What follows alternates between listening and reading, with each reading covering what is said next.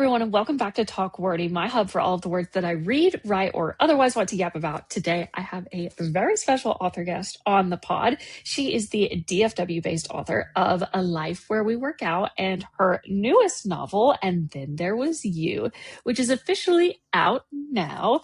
Please welcome Kathryn Basham. Hi, I'm so excited to be here. This is so fun. Precursor for all of our listeners. Her and I have actually had a girls' day already since she's local to me. And I pretty much haunted her for an entire day. And it was a blast. And low key, I need it. It was a great method of self-care. So cheers to you. That was so fun. You say haunted, and I'm excited to have you on the pod. I'm excited to be here. You say haunted like I didn't beg you to hang out with me. I know. You were like, well, I was going to go to this thing, but I think I'm going to pass. And I was like, okay, but hear me out. I'll drive an extra hour and go with you. Yes, no, maybe so. And it worked out and it was great. I am starting that book soon, by the way, because we're about to talk about what we're reading, watching, and listening to. And One More Round by Amber Palmer is very close on my physical TBR. I'm actually getting through my physical TBR pretty well right now. Cheers to that. But yeah, let's just get right into it. So reading, watching, listening to, reading wise, I am in the middle of Beth is Dead by Katie Burnett. She is also a local author. She is a New York Times bestselling author. Beth is Dead is her debut, and it's so interesting. It is basically if Little Women was a fictionalized, almost kind of memoir written by the dad about his 4 daughters. But at the end of that book, he writes that his daughter Beth dies. And the dad is getting canceled for it online. He's disappeared because of all the bad publicity. And the book opens, the actual book, Beth is Dead book, not his fictionalized Little Women. That book opens with Beth being dead. And so all of the sisters and the family and the press, they're trying to figure out basically, essentially, is it a murder? And if so, who killed her? And it's upper YA, and you get so many different points of view. You point fingers at literally everyone. I think it's just really, really cool. A sparkling debut. I'm not done with it, but I have at least 4-star tingles. I like to say that my star ratings come in tingles before I finish the book. So at least 4 stars right now. But what about you? What are you reading lately? That's a complicated question because the answer is really, I'm reading my second novel. I was just about to say, you're at that point in the process where it's okay, I don't even know what time around this is, but we're just going to read it over again. Because what? You had to read over final proofs, I take it? Mm-hmm. Yeah, and ARCs are going out next week. Ooh, that's so awesome. And I was like, I need to make sure one last time that there's nothing egregious happening in there. No, for real. Also, for all of our listeners, we're recording this in mid-May, but by the time you're listening to this, the book is out. So it's not like you're just did I stumble on an arc? No, you're totally fine. It's just, I always love when I record episodes kind of far in advance, because it's I know something you don't. Okay, watching wise, I saw the Michael movie twice. I want to go see it again. The movie changed everything. Listen, I love Michael Jackson. So, spoiler for the listening section, all I've been listening to is Michael Jackson. Can I get a... But I watched that movie twice in the theater. I want to go again. But then anytime that I'm at home and I have a spare moment, I am watching Scandal. That's it. Oh, what a show. Mm-hmm. First watch through. I'm stoked. It's so good. You haven't seen it before? No. Listen, my TikTok For You page was feeding my soul. It was giving me Fitz and Olivia edits like crazy. And I was like, listen, I love her. I love Kerry Washington. And then I'm like, the only other role that I knew Tony Goldwyn from was being Tris Pryor's dad in Divergent. So I was like, oh, you're I right. can rock with. I was like, I can rock with this. And so now I'm scared to watch Divergent because I can't see him as Tris's dad. That is the president of the United States, Fitzgerald Grant the third. He's so yummy. They both are. Let's be real. I'm in season 3, episode 7, and I started the show maybe 2 weeks ago, tops. And I don't get that much spare time. So, yeah, that's what I've been watching and listening to. So, what about you? What have you been watching and listening to? First, I have to tell you, because this blew my mind when I learned it. Do you know what else he's in? Tarzan. Shut up. He's the voice of Tarzan. What? And maybe I'm wrong. No. I don't think I'm wrong. It's a Disney movie that he is like the main voice actor in, because it absolutely blew me away when I saw it. I'm looking this up right now. No, First of all, promise. He's 65 years old now. And that makes me want to hurl because I fictionally lust over a senior citizen. Put me in jail. It is Tarzan. I told you. He is the voice of Tarzan. Shut Is that not crazy? up. He's in one battle after another? That just won like a bunch of Oscars. I haven't seen it either, but I mean, I don't want to say it swept the Oscars, but like it did some damage in some categories. It did well. It won Best Picture. Yeah. Wow.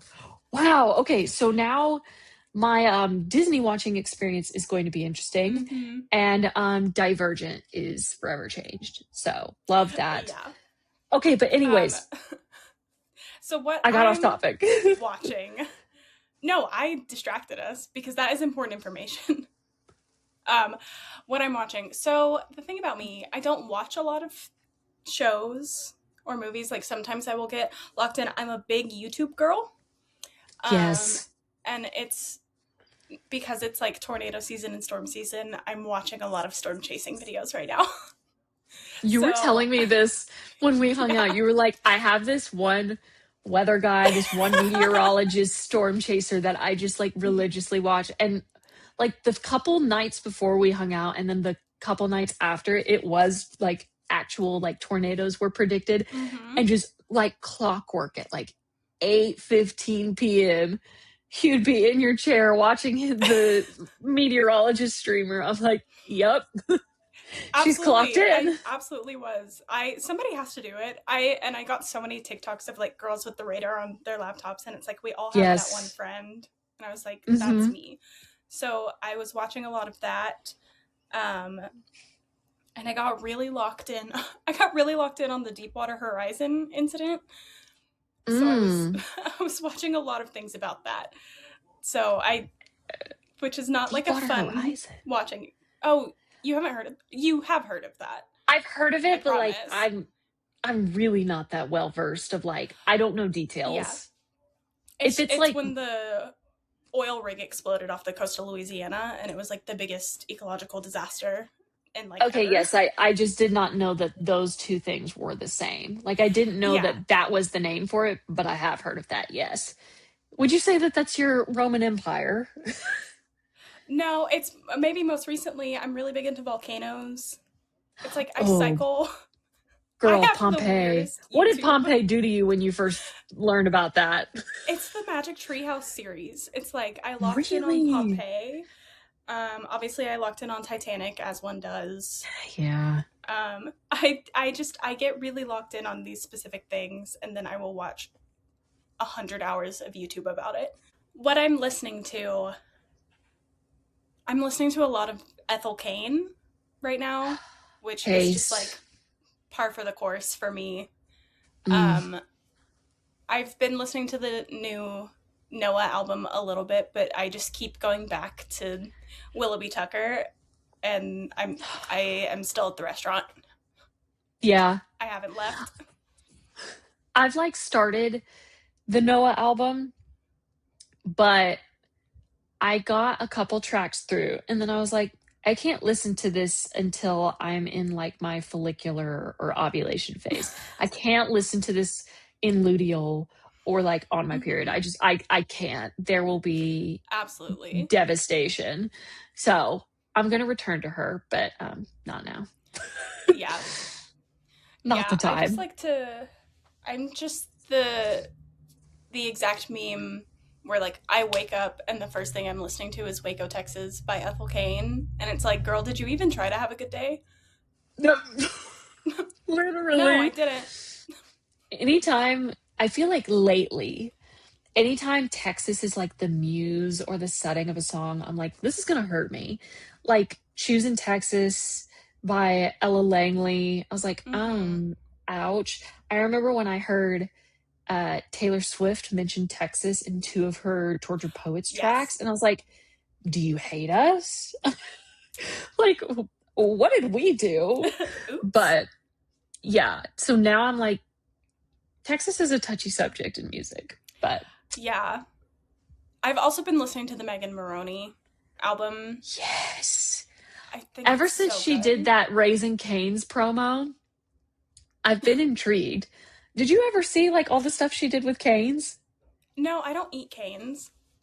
Oh, I'm just a fatty. It's okay. I'm No, just no, kidding. no. I don't like the sauce. And so why would I Girl, I go don't there? either. I don't That's either. crazy. I don't. I bring my own ranch sometimes. And The I fact love that that. the fact that they don't have ranch vexes me deeply. Anyways, that's just a whole other conversation. But yeah, no, Megan Maroney did like a whole promotional line with Raising Cane's, and everything was like Barbie, like somewhere between Barbie Mm-hmm. promo and like Zara Larsson Symphony Dolphins and Rainbows meme Mm-hmm. promo, like pink, cotton candy, fluffy clouds, rainbows, like it was just really girly. I was like, I need to listen to this album, I feel like, so that the chicken tastes better, you know? and Yes. Yes, and absolutely. and it was really good. I was pleasantly surprised. Did Wedding Dress hurt my feelings deeply? Yes. Yeah, But that's but okay. we persist, so it's all good. Okay, I feel like I could talk about music for a while, so I'm going to shift gears. Let's talk Mm-hmm. about you, because this is the whole reason why you're here. Um, for listeners who may not be familiar with you or your books, tell us a little bit about what you've written, what you've published, what you are about to publish. Tell us all about the world that you have in your mind. Yeah, so I never really set out to write a book. That was not really in my plans. I think I shared with you when we had lunch that like initially this was a therapist from my hello, an assignment from my therapist where I couldn't get something out of my head and she was like try writing it down. And so I did that and then I like blinked and it was 60,000 words. And I said, Mm. what if I wrote a book instead? And so I did that. So my first book, A Life Where We Work Out, it's a small town, second chance, friends to lovers, slow burn, and there is a lot of me in that story, which is like scary and vulnerable, but it was really healing for me to be able to share that and have like a different way to interact with those thoughts and those feelings. So that came out in November 2025. I started writing in April 2025 and just kind of zoomed through it. And then I'm like a real freak about birthdays. Like my birthday is my favorite day of the year. You can't tell me As you anything on my should. birthday. Genuinely, So I don't understand how people don't enjoy birthdays or like don't want to pull the birthday card. It's the one chance you get. Use it. absolutely. So I was like, how do I make this day even more about me? And so I published my first book on my 31st birthday and did a joint party, and it was so much fun. So yeah, my first book follows Ellie and Griffin. They are high school sweethearts that have a big falling out and then reconnect when she's back in town for their reunion. And I don't know why I chose one of the harder formats for my first book, but it's dual timeline. So, you're getting the snippets of like, obviously they're adults and they're not together, but then you're getting the chapters where they're young and in love, and you're like, what happened? Which I love reading those. And it was so much fun to write it, but also I don't know if I will do another dual timeline anytime soon. Yeah, they're pretty difficult. I can share from experience. It was a choice on my part. Yes. Yeah, I don't know what I was thinking, but that's just how it ended up. I think originally I was going to do chronologically, and then I was like, that's too easy. Let me make it Light hard. work. Yeah. Child's Play. So that was my first book.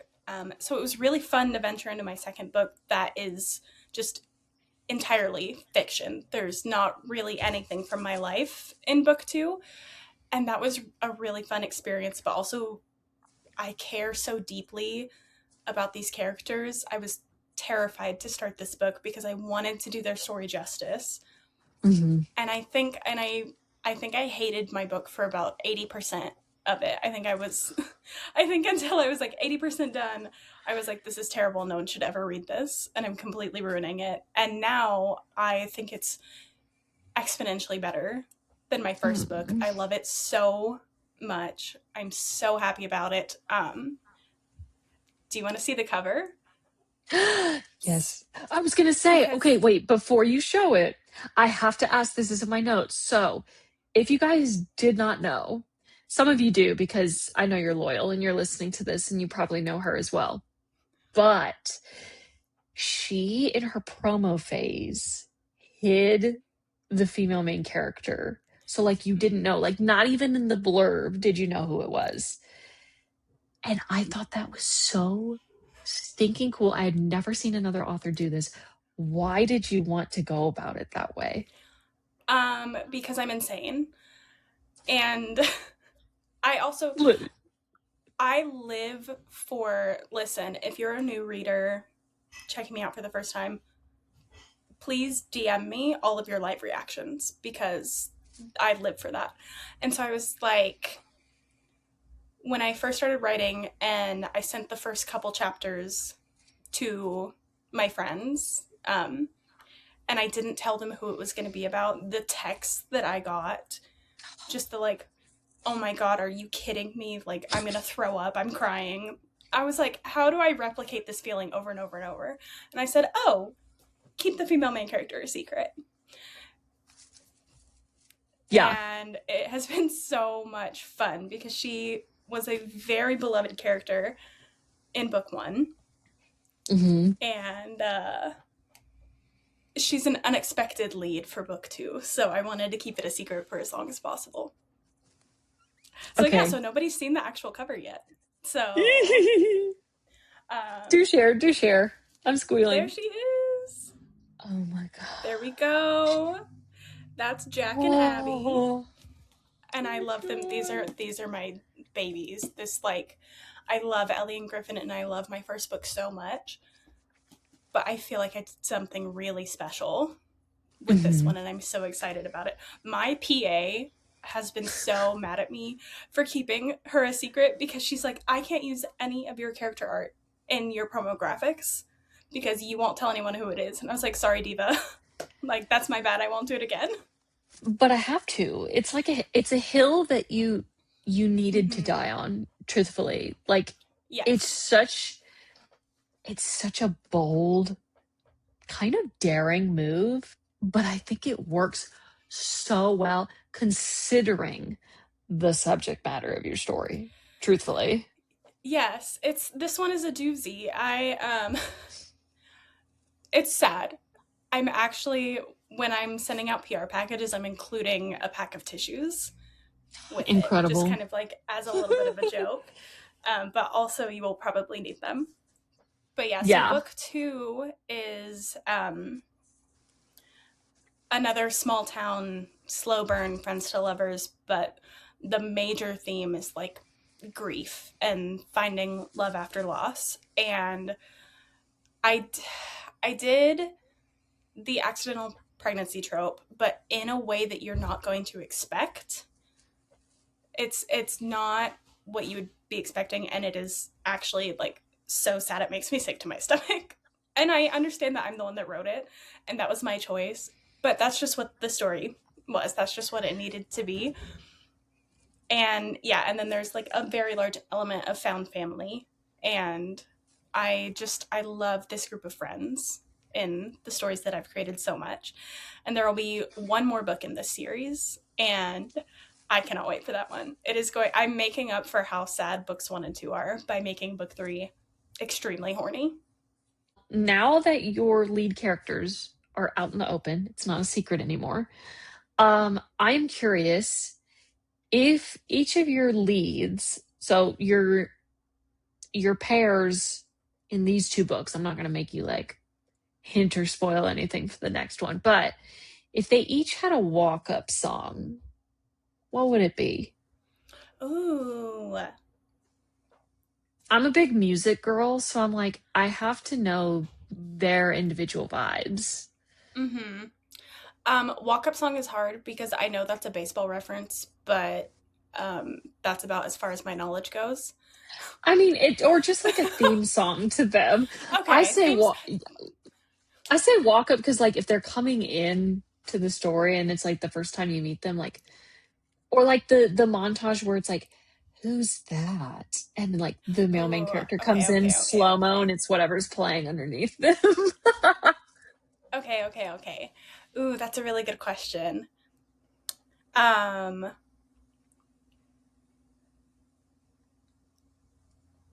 I think it's so hard because, especially with Griffin and Ellie, I think of them so much as a pair. Um, Mhm. and there's so my first book is called A Life Where We Work Out. So if that book had a theme song, it would be A Life Where We Work Out by Flatline Cavalry, which is the second chance romance song to end all second chance romance songs. Mm. Um, maybe for Ellie, it would be She's Like Texas by the Josh Abbott band. Ooh. Yeah. Um, Griffin is a wild one. So I think maybe when he was younger, it would have been something like Save a Horse.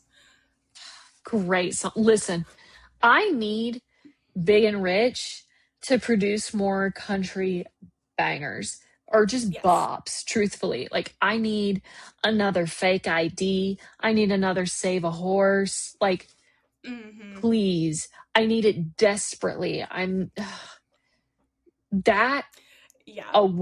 like a well vodka that costs 75 cents and like a billiards hall and it's over. It's game over. Yeah. And it's also really hard because I'm a sad girl, if you couldn't tell by my special interest being Ethel Kane and Deepwater Horizon. I'm a sad girl, and so also when I think of theme songs for the two of them, Griffin would be Never Coming Back by Flatline Cavalry, and Ellie would be Tis the Damn Season by Taylor Swift. Yeah, that one's a punch to the gut. The first time I heard Evermore, I was like, this is a personal attack on me Hmm. specifically. Yeah.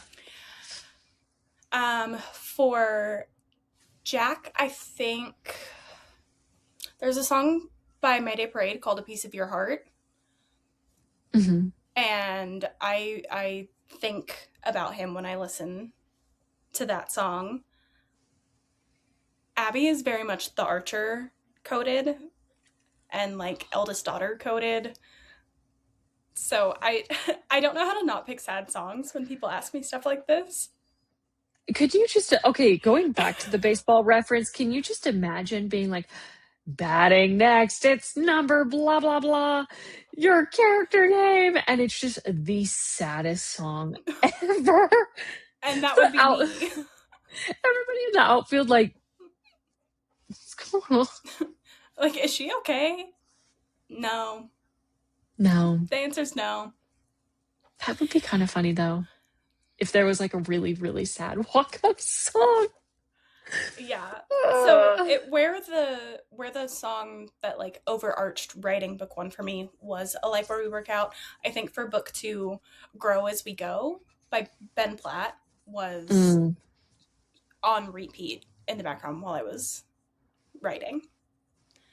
And then for Abby, also Everything Changes by Sarah Bareilles from the musical Waitress. That that I song think we makes me were sob. talking about being Mm-hmm. theater girls. I think I remember this. Okay. Mm-hmm. Yeah, so those are like the songs that I would kind of associate with those characters in those books. It's hard for me to just pick one because music is like the next big thing for me after reading and writing. Yeah. You picked some good ones. That's Thanks. going to be downloaded immediately. No, genuinely, anytime someone's like, I've been listening to this song, it's not half bad, download. I don't care. I'm like, I have to understand the experience for myself. Okay. So for you personally, what would you say are the hardest parts of the writing or just the author process? And then what's your favorite part? Ooh. So I know that my favorite part is reader reactions. Like, I love when they live in my DMs and are Mm, giving me every every ounce of reaction that they have. I live for it. It is so meaningful to me when someone has like a strong reaction to something that I want them to have a strong reaction to. Like mhm. I wrote my books to be emotional. There's a lot of heart behind them and a lot of emotion behind them. And so it's my favorite when someone reads it and feels the emotional impact. I think the hardest thing for me when it comes to like the author process was very much the just the imposter syndrome of it all is Yeah. really difficult. I'm just so convinced that like I'm a fraud and I don't belong in this community, and then when people like my books I'm like, but are you lying to me? Are you just trying to be nice and not hurt my feelings? Like that is so hard. I just first of all want to say you belong. You Thank you. absolutely deserve to be here. But also, man, is that the realest feeling ever. I feel like Yes. years and years into it, even with a community that I've built up, whether they're like physically in my circles or like just online digitally, sometimes I think to myself, what are you even doing here? Like, what do you mean you follow me? What do you mean you've put something on my Goodreads? Good or bad, I don't care. Like, what do you mean you took the time to read this? Pardon? It's It so just crazy. truly, it doesn't make sense sometimes. Like, it's so cool. Not imposter syndrome, but just the fact that people care or people invest. But no, the imposter syndrome is so real, and I hate it. I would like to burn Yeah. her at the stake. I don't enjoy her presence. It's so miserable. And I'm already my own worst critic. I I'm very similar to Abby, I think in that way in book 2. Mhm. So it's the I just have a very harsh internal critic and it makes it really difficult to actually sit down and commit to something like writing. It was very very scary putting my first book out, and then when that was a success when it was well received by the people that read it, I enjoyed it for like half a second and then immediately was like, what if I can't do it again? What if I put out another book and they hate it and they're disappointed and then no one ever talks to me again? My brain always goes to the worst case scenario. So that's the hardest part of the writing process. I will say, like, again, I don't think it would ever go to worst case scenario, but like the actual articulation of would they ever talk to me again? Hello? Over a book? That's crazy. Like it genuinely blows my mind that like our brains go there. Mm-hmm. Because Absolutely. there's some moments you've seen Disney's Tangled, right? Oh, yeah. Literally, I'll have days where I'm like riding the high of like, I wrote this book, and then I'm face down in the grass, like, I'm a terrible writer. And then like it just alternates fast. Yes. Like a blink of an eye. It's like I'll book a signing and feel so successful and then check my KDP dashboard and have 0 page reads for the day and be like, why am I here? No, genuinely. KDP dashboard, anything. I don't care if it's royalties. I don't My care if it's enemy. like the Kindle page reads. Biggest up, like sworn enemies, I do not engage with her anymore. I either make my husband go through so we can make sure our taxes are good. That's it. Yeah. I don't want to know. I should quit. I should stop refreshing it 8 times a day. 8 is like conservative too. I'm such a freak. I'm so neurotic about it. I would tell you and encourage you to quit it, but also it would be coming from the same woman that does that with her email. So I can't say anything. Yeah. It's tough. I really need to delete Goodreads off my phone so that I don't go look at reviews. With my first book, I didn't really, because I wasn't planning on writing a book, I didn't do any of the marketing things. So like I don't have a ton of reviews on Goodreads and most of them are very positive. But I know that because I'm doing an art campaign this time, there are going to be a lot more reviews, and not every book is for every person, and I know that, and that's fine. But also, if you read my book and hate it, it means that you hate me as a person and I'm a complete failure. You know what I mean? Yeah, I do know That's what you mean. How my brain is going to take it. So I need to get off of Goodreads. Yeah, I feel like you can live with the KDP dashboard, but get rid of Goodreads. I like genuinely, I don't think anything good comes from it in regard to being an author. Now, as a reader, it's like having a field day. Sometimes I will go on there, not for my books, but like if I'm in the middle of a book and I'm like, I just need one spoiler to finish this thing, like, and I will be good. It'll like tide me over. And like the top review is this 1-star review that this person thinks that they're a stand-up comedian, and they are. And it's so funny. Or like it's a 5-star and it's like, now listen. Or there's like 5-star reviews and they self-deprecate. They're like, this book was everything to me, but that's probably going to insult my own intelligence of like, I thought this was classic literature. So yeah. No, I like live and die for Goodreads in different ways. But okay, my final question is obviously, you've talked about like the books being super emotionally heavy and resonant in that way.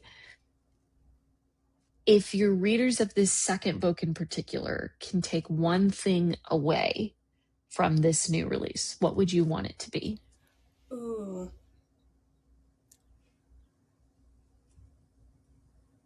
I think I kind of, it's in my dedication where it's okay to do things on your own. Like, it's good that you can do things on your own, but you don't have to. Like, it's okay to let your community and your friends and your family carry the hard things with you. Yeah. Yeah, I literally got chills all over my arms. I was like, oh, stop. I was like, why don't you just say my name at the end of it? Okay. No, I think that's so important, especially because of like what the characters go through in this book. Like, community is vastly important to them. And if any of y'all are experiencing a situation even remotely like what they're going through. So yeah, especially in the age of so many hyper independent girlies, it's just sometimes like not even just asking for help, but just asking for support, like not wanting to make other people feel like you're a burden, even though it's almost always never the case. That is never how your loved ones think of you. So I think that's such a really like beautifully articulated point on your end. Yeah. And I love a dedication that's like going for the jugular. I feel like we've started to back away from like almost always having like personalized dedications to like for my mom or my sister or my husband, whatever. And we're getting a lot more like to all of the people that feel like blank, or to anyone who's ever thought about blank. And I'm like, thank you. I feel like so many more books have been dedicated to me. And I love that. My first dedication was pretty devastating. I had some people text me about that, where they were like, hey, I haven't even gotten past the dedication. I'm crying. And I was like, oh, sorry. Like, yeah. Your DMs are just like a comment card box of like, hey, not cool. Love you. One of my friends is reading And Then There Was You right now, and she texted me and was like, hi, miss you. Fuck you for chapter 31. Okay, love you. I was like, write that down, chapter 31, write down. It's like, sorry, Kelly. Love you so much. Hope you're having a great day. Thanks for reading. That's awesome. Okay, so again, for all of our listeners that were not familiar with you up until this episode, where can they find you? Do you have any upcoming events? Where can they find you online, etc.? Yeah, so if you're in the Dallas-Fort Worth area, I think this is coming out on June 5th, but I am doing a release day signing at St. Page Bookshop in Mansfield from 4 to 8 p.m. June 13th, you can find me at Paper Leaves Bookstore in Waxahachie, Texas. June 20th, I'll be at Daydream Bookstore and Cafe in Arlington. And my books are all available on Amazon, Barnes & Noble. My books are on Kindle Unlimited. So if you have that, you can download them. And yeah, you can find me on Instagram. I technically have a TikTok, but I don't post very consistently on there. So I would say find me on Instagram. Honestly, that's so real. I literally was telling my husband, because he kind of realized that social media has been sucking the soul out of me. And he was like, hey, why don't you just like break your posting streak and see how you feel? And I was like, but it's going to ruin my progress. Okay, social media progress can go in the trash, because let me tell you, I feel like somebody in an antidepressant commercial with a bubble wand, not having to post on my pages every single day, like just skipping around barefoot in a field. I feel free. Genuinely, it's wonderful. Love all my people, but still. Love them. All of the money I saved by designing my own covers went directly into paying someone to do my social media, because it was draining the life out of me. Yeah. And let me tell you, your PA kills it. Oh, PA absolutely smashes it. She is the best ever. Yeah. Okay. I'm wrapping this thing up. There you have it, you guys. Thank you so much for tuning into the episode. And my thanks again to Kathryn for coming on the show. I'm so honored to have had you. I feel like this is what my soul needed today, truly. I was telling her before we started the episode that I was wrangling fourth graders today. I was substitute teaching, and I was genuinely like deflated and wiped out. And then I feel like this episode brought me back to life. So very much appreciated. Oh, good. Yay. Love and adore you. I love you so much. Oh my goodness. That's so sweet. Wait, okay, hold on. I was like, I just watched XO Kitty and they did this all the time. So I was like, I have to get this right. You guys, don't forget to follow the podcast on Instagram and TikTok, even though I just roasted the fact that I don't like going on social media. But you can still follow him over at Talk Wordy Pod. And I will see you guys in the next one. Bye, you guys.